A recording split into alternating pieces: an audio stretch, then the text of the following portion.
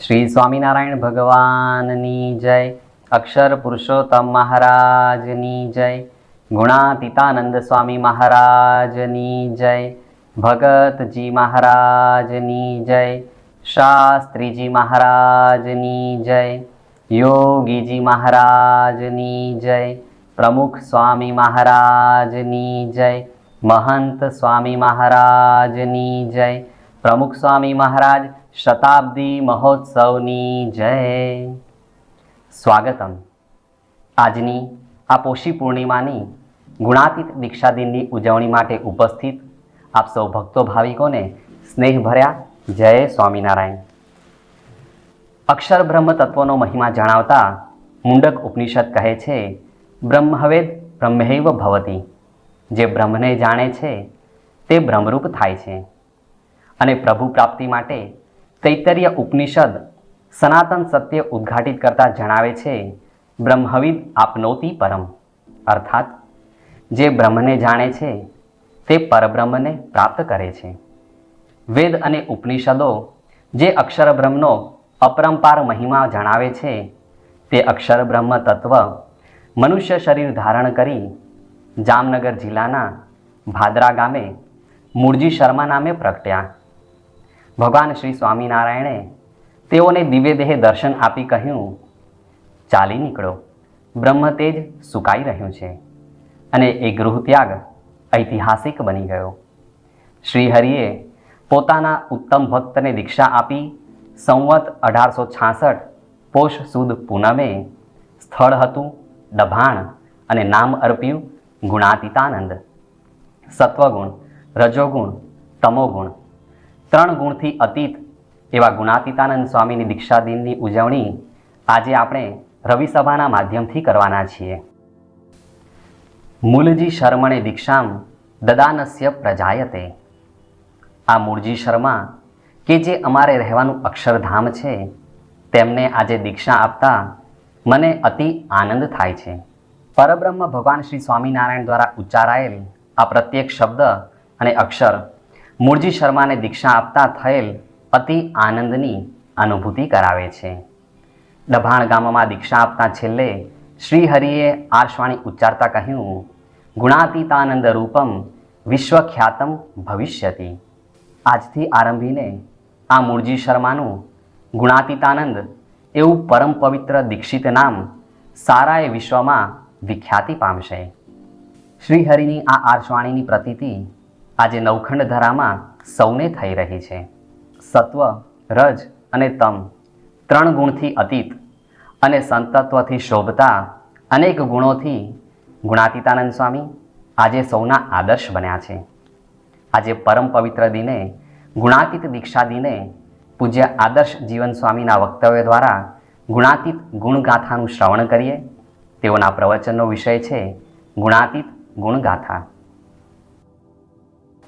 ગુણાતીતોક્ષરમ બ્રહ્મ ભગવાન પુરુષોત્તમઃ જનો જાનન્નિદં સત્યમ મુચ્યતે ભવબંધનાત. શ્રી સ્વામિનારાયણ ભગવાનની જય. અક્ષર પુરુષોત્તમ મહારાજની જય. ગુણાતીતાનંદ સ્વામી મહારાજની જય. પ્રમુખ સ્વામી મહારાજની જય. મહંત સ્વામી મહારાજની જય. પ્રમુખ સ્વામી મહારાજ શતાબ્દી મહોત્સવની જય. પોષ સુદ પૂનમની તિથિ. આ તિથિ અક્ષર બ્રહ્મ શ્રી ગુણાતીતાનંદ સ્વામીનો દીક્ષા દિન હોવાથી સ્વામિનારાયણ સંપ્રદાયમાં આગવું મહત્ત્વ ધરાવે છે. ભગવાન સ્વામિનારાયણે તેઓના જીવનકાળ દરમિયાન લગભગ 3,000 મુમુક્ષુઓને દીક્ષિત કરેલ એવો ઉલ્લેખ સંપ્રદાયના ગ્રંથોમાં મળે છે. આ દીક્ષિત પરમહંસોમાં કોક મોટા કવિ શ્રેષ્ઠ હતા તો કોક સાહિત્ય સ્વામી હતા. કોઈક મઠાધિપતિઓ હતા, તો કોઈક ગ્રાસદારો હતા, કોઈક વિદ્વાનો હતા. પરંતુ ગુણાતીતાનંદ સ્વામીનો દીક્ષા પ્રસંગ વિશિષ્ટ એટલા માટે ગણી શકાય કે આ સંતને દીક્ષા આપતી વખતે ભગવાન સ્વામિનારાયણે ખેડા જિલ્લાના ડભાણ મુકામે 15 દિવસની સમયાવધિ ધરાવતો એક વિશાળ યજ્ઞ યોજેલો. 3000 પરમહંસોને દીક્ષા આપતી વખતે આવા મોટા પાયા ઉપર ક્યારેય પણ યજ્ઞનું આયોજન ભગવાન સ્વામિનારાયણે કર્યું નહોતું. પરંતુ જ્યારે આ ગુણાતીતાનંદ સ્વામીને દીક્ષા આપવાનો અવસર હતો તે સમયે તેઓએ આવો મોટો યજ્ઞ આરંભેલો અને આ યજ્ઞની પૂર્ણાહુતિના દિવસે એટલે કે સંવત 1866ના રોજ પોષ સુદ પૂનમના દિવસે તેઓએ ગુણાતીતાનંદ સ્વામીને ભાગવતી દીક્ષા પ્રદાન કરેલી. આ જ ગુણાતીતાનંદ સ્વામીના દીક્ષા નિમિત્તે યોજાયેલા યજ્ઞમાં ઘણી બધી ઐતિહાસિક ઘટનાઓ બનેલી. જેમાંની એક ઘટના સંપ્રદાયમાં ઘણી જ પ્રસિદ્ધ છે કે તે સમયના ખૂંખાર જોબન પગી એનું પરિવર્તન પણ આ જે યજ્ઞ હતો તે સમયગાળા દરમિયાન જ ભગવાન સ્વામિનારાયણે કરેલું. તો આવી અનેક સીમાછિન્ન રૂપ ઘટનાઓ સાથે ગુણાતીતાનંદ સ્વામીના દીક્ષા નિમિત્તે યોજાયેલો યજ્ઞ સંકળાયેલો છે. પરંતુ ગુણાતીતાનંદ સ્વામીને ભગવાન સ્વામિનારાયણે આ યજ્ઞ પ્રસંગે દીક્ષા આપી તેઓને સંપ્રદાયના સંત મંડળમાં સામેલ કર્યા. આ ગુણાતીતાનંદ સ્વામી માટે સંપ્રદાયની અંદર એક પ્રસિદ્ધ ઉક્તિ છે કે સંપૂર્ણ મહિમા શ્રીજીનો અને પતિવ્રતાની ટેક, પેખો સંતો 500 પણ ગુણાતીત તો એક. ભગવાન સ્વામિનારાયણે અનેક પરમહંસો કરેલા, પરંતુ એમાં મુખ્ય 500 પરમહંસો ગણાતા. તો એ પરમહંસોમાં પણ ગુણાતીતાનંદ સ્વામી એ પોતે અદ્વિતીય હતા એવું આ ઉક્તિ દ્વારા આપણને જાણવા મળે છે. ગુણાતીતાનંદ સ્વામીનું અજોડપણું, તેઓની અદ્વિતીયતા બે રીતે આપણે જોઈ શકીએ તેમ છીએ. પ્રથમ તો તત્વની દ્રષ્ટિએ તેઓ એક અને અદ્વિતીય હતા.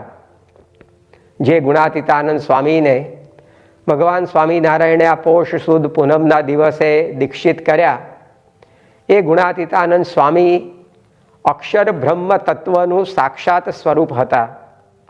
આ અક્ષર બ્રહ્મની વાતો ભારતીય સંસ્કૃતિના પાયારૂપ અને પ્રમાણભૂત ધર્મગ્રંથો, ભગવદ્ ગીતા, ઉપનિષદ વગેરેમાં ખૂબ જ વિશદતયા કરવામાં આવેલી છે. કઠ ઉપનિષદની અંદર અક્ષર બ્રહ્મનો મહિમા ગાતા આપણા ક્રાંત દ્રષ્ટા ઋષિઓએ એવું કહ્યું છે કે યહ સેતુરી જાના નામ અક્ષરમ બ્રહ્મ યત પરમ. જે મુમુક્ષુઓ છે તેઓ માટે અક્ષર બ્રહ્મ એક સેતુ સમાન છે. જેમ પાણીથી ભરપૂર નદી, એને પાર કરવી હોય તો નૌકાથી પણ પાર કરી શકાય, અને નદી ઉપર પુલ હોય તે પુલથી પણ નદીને ઓળંગી શકાય. પરંતુ અહીંયા નૌકાની જગ્યાએ સેતુ શબ્દનો ઉપયોગ આ ઋષિઓએ કર્યો છે. એનું કારણ એ કહી શકાય કે નૌકા છે તે મનુષ્યને પાર ઉતારે, પરંતુ કોઈ કીડી જેવો ક્ષુદ્ર જીવ હોય તો એ નૌકામાં બેસીને નદી પાર ન કરી શકે, કારણ કે નાવમાં બેસી જ કેવી રીતે શકે. પરંતુ જો નદી ઉપર પુલ બંધાઈ ગયો હોય તો કીડી જેવો ક્ષુદ્ર જીવ પણ સહેલાઈથી એ ભરપૂર નદીને પાર કરી શકે છે. તો અક્ષર બ્રહ્મનું એવું સામર્થ્ય છે, એમનું એવું ઐશ્વર્ય છે કે જે પામરને પણ પરમ સુધી પહોંચાડી શકે. તો અક્ષર બ્રહ્મનો મહિમા એ ઉપનિષદની અંદર આ તે વર્ણવ્યો કે યહ સેતુરી જાના નામ અક્ષરમ બ્રહ્મ યત પરમ. મુંડક ઉપનિષદે તો આ અક્ષરને જ વિશ્વની સૃષ્ટિનું એટલે કે સર્જનનું કારણ બતાવતા કહ્યું કે અક્ષરાત સંભવતી વિશ્વમ. આ અક્ષર દ્વારા વિશ્વની ઉત્પત્તિ થાય છે. અક્ષર બ્રહ્મ સ્વતંત્રપણે નહીં, પરંતુ પરબ્રહ્મની મરજી જાણીને એમના સંકલ્પમાં ભળીને આ વિશ્વને ઉત્પન્ન કરે છે. તો આ રીતે વિશ્વના સ્રષ્ટા તરીકેનો મહિમા એ અક્ષર બ્રહ્મનો મુંડક ઉપનિષદમાં ગવાયો છે. બૃહદારણ્યક ઉપનિષદ તો અક્ષર બ્રહ્મનું ઐશ્વર્ય વર્ણવતા ત્યાં સુધી વાત કરે છે કે એતસ્ય વા અક્ષરસ્ય પ્રશાસને ગાર્ગી સૂર્ય ચંદ્રામસો વિદ્રુતૌ તિષ્ઠતઃ. એટલે કે સૂર્ય ચંદ્ર વગેરે જે અંતરિક્ષ સૃષ્ટિ છે, આ પૃથ્વી વગેરે સમગ્ર છે, તે બધું અક્ષર બ્રહ્મના પ્રશાસનથી સંચાલિત છે. તો આવું જે આ અક્ષર બ્રહ્મ એ જ આ ગુણાતીતાનંદ સ્વામી એ તરીકે ભગવાન સ્વામિનારાયણ એ આ પૃથ્વી ઉપર લાવેલા, તે એક અને અદ્વિતીય છે. જેમ પરબ્રહ્મ એક અને અદ્વિતીય, એકમ એવા અદ્વિતીયમ બ્રહ્મ, એવી જ રીતે અક્ષર બ્રહ્મ પણ એક અને અદ્વિતીય છે. તો એટલા માટે કહેવાયું કે પેખો સંતો 500 પણ ગુણાતીત તો એક. તાત્વિક દ્રષ્ટિએ તેઓ જેવું અન્ય કોઈ થઈ શકવા સમર્થ નથી એક પરબ્રહ્મને મૂકીને. પરબ્રહ્મ તો અક્ષરથી પણ પર છે, પરંતુ આ મહિમા એ ગુણાતીતાનંદ સ્વામીનો છે. ગુણાતીતાનંદ સ્વામી અક્ષર બ્રહ્મ છે એવો ઉલ્લેખ ભગવાન સ્વામિનારાયણે જ્યારે એમને દીક્ષા આપી તે જ પ્રસંગે કરેલો. તેઓએ એ સમયે જે વિરાટ જનમેદની એકત્રિત થયેલી તેને સંબોધતા કહેલું કે મુલજી શર્મણે દીક્ષામ દદાનસ્ય પ્રજાયતે ભૂયાન મિત્ર સમાનંદો યતો ધામાક્ષરમ સમે મુક્તેર અનંતૈ સાકમ મે યત્રાખંડ તયોષ્યતે ઉર્ધ્વાદો ભાગ રહિતમ તન મૂલમ ધામ ચાક્ષરમ. કે ભાદરા ગામે પ્રગટેલા મૂળજી શર્મા, એને હું આજે દીક્ષા આપી રહ્યો છું, તે વખતે મારા અંતરમાં ખૂબ જ હર્ષ થાય છે. આમ કહીને ભગવાન સ્વામિનારાયણ આ મૂળજી શર્મા, જે હવે ગુણાતીતાનંદ સ્વામી રૂપે દીક્ષિત થઈ રહ્યા છે, એમની વાત કરતા કહે છે કે મારા સહિત અનંત કોટી મુક્તોને એક સાથે આ અક્ષર બ્રહ્મ ધારણ કરી રહ્યું છે, અને તે અધો ઉર્ધ્વ પ્રમાણે રહિત, એટલે કે અનંત અને અપાર છે. તો આવી પ્રકારે અક્ષર બ્રહ્મ તત્વ એ ગુણાતીતાનંદ સ્વામી જ છે એવો સ્પષ્ટ ઉલ્લેખ ભગવાન સ્વામિનારાયણે કરેલો, જે સંપ્રદાયના પ્રમાણભૂત આધારભૂત ગ્રંથ શ્રી હરિલીલા કલ્પતરુમાં મળી આવે છે. તો આની ઉપરથી આપણે કહી શકીએ છીએ કે ગુણાતીત એ એક અને અદ્વિતીય હતા. એની સાથે તત્વની સાથે સ્વામીનું જે સત્વ, એટલે કે એમની જે ગુણ સંપદા હતી, એ પણ એમને એક અને અદ્વિતીય પુરવાર કરે એ પ્રકારની હતી. ભગવાન સ્વામિનારાયણે ગુણાતીતાનંદ સ્વામીને દીક્ષા આપતા એક વાત એ પણ ઉચ્ચારેલી કે ગુણાતીતાનંદ રૂપમ વિશ્વખ્યાતમ ભવિષ્યતિ. કે આ જે સંતને અમે દીક્ષા આપી છે એ ભવિષ્યમાં ગુણાતીતાનંદ સ્વામી રૂપે વિશ્વ વિખ્યાત થશે. તો આવી એક સ્પષ્ટ આર્ષવાણી ઉચ્ચારી ભગવાન સ્વામિનારાયણે જેઓને દીક્ષિત કર્યા, એમની આ મોટપ છે કે તેઓ એ પરબ્રહ્મની જેમ એક અને અદ્વિતીય છે. તાત્વિક દ્રષ્ટિએ આપણે આ વાત સમજ્યા, પરંતુ ગુણાતીતાનંદ સ્વામીના જીવનમાં જે ગુણોનું સૌને દર્શન થતું, તે પણ આ વાતની જ ગવાહી પૂરતું કે ગુણાતીત તો એક. ગુણાતીતાનંદ સ્વામી સંવત 1877ની અંદર, એટલે કે સન 1820ના વર્ષે ગઢડાની અંદર ભગવાન સ્વામિનારાયણના દર્શન કરવા માટે પધારેલા. તે સમયની અંદર ભગવાન સ્વામિનારાયણ ગઢપુરમાં તેઓની અતિ પ્રાસાદિક લક્ષ્મીવાડીએ બિરાજેલા. અત્યારે લક્ષ્મીવાડીમાં જ્યાં બેઠક છે ત્યાં પૂર્વે આંબો હતો, અને આંબા તળે ભગવાન સ્વામિનારાયણે સભા કરેલી. અને સભાની અંદર વાત કરતા શ્રીજી મહારાજ બોલેલા કે સર્વે એકાંતિકોમાં ગુણાતીત એ શ્રેષ્ઠ છે, માટે આ ગુણાતીતાનંદ સ્વામી જેવા તો એ એક જ છે, એ જેવા બીજા કોઈ નથી. તો ગુણાતીતાનંદ સ્વામીનું આવું અદ્વિતીયપણું એ ભગવાન સ્વામિનારાયણ એ વખતો વખત ઉચ્ચારતા, કારણ કે સ્વામી એ શ્રીજી મહારાજના અતિ આદરપાત્ર, પરમ પ્રીતિપાત્ર અને ખૂબ જ વિશ્વાસપાત્ર હતા. આ ત્રણેય રાજીપા એ ભગવાન સ્વામિનારાયણના ગુણાતીતાન સ્વામીએ મેળવેલા. સ્વામી વિશે શ્રીજી મહારાજને એવો અનહદ આદર હતો. સંવત 1869ની સાલમાં, એટલે કે સન 1812ની સાલમાં, જ્યારે ગુણાતીતાનંદ સ્વામી મુક્તાનંદ સ્વામીના મંડળમાં હતા અને આ સંત મંડળ સુરત પધારેલું, અને તે વખતે તો ગામોગામ અને ઘરોઘર ભિક્ષા માગીને જ આ સંતો પોતે જીવનયાપન કરતા. તો ગુણાતીતાનંદ સ્વામી અને આનંદાનંદ સ્વામી બંને સાથે એકવાર જોડી માગવા નીકળેલા. તે વખતે આનંદ સ્વામીને એક આશ્ચર્યકારી દર્શન એ થવા માંડ્યું કે ગુણાતીતાનંદ સ્વામી ચાલતા હોય તો એમની સામે પાછલા પગે શ્રીજી મહારાજ ચાલી રહ્યા હોય. અને આ આશ્ચર્ય, એ દર્શન, એમાંથી હજી તો આનંદાનંદ સ્વામી બહાર આવે તે પહેલાં તો ગુણાતીતાનંદ સ્વામીને એમને અવાજ સંભળાયો. સ્વામી મહારાજને કહી રહેલા કે મહારાજ, આપ આમ પાછા પગે ચાલશો તો વાટમાં કંઈ ખાડા ટેકરા આવશે તો આપને ઠોકર વાગશે અને આપ પડી જશો, માટે આ રીતે આપ ન ચાલો. તે વખતે ભગવાન સ્વામિનારાયણે ગુણાતીતાનંદ સ્વામીને કહ્યું કે તમારી વાત બરાબર છે, પરંતુ આપના જેવા સાધુને પીઠ કેમ દેવાય?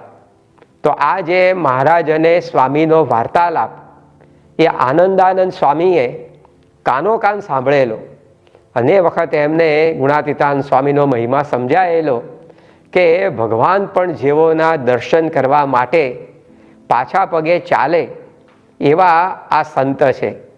તો આવી પ્રકારના આદરપાત્ર સંત એ ગુણાતીતાનંદ સ્વામી હતા.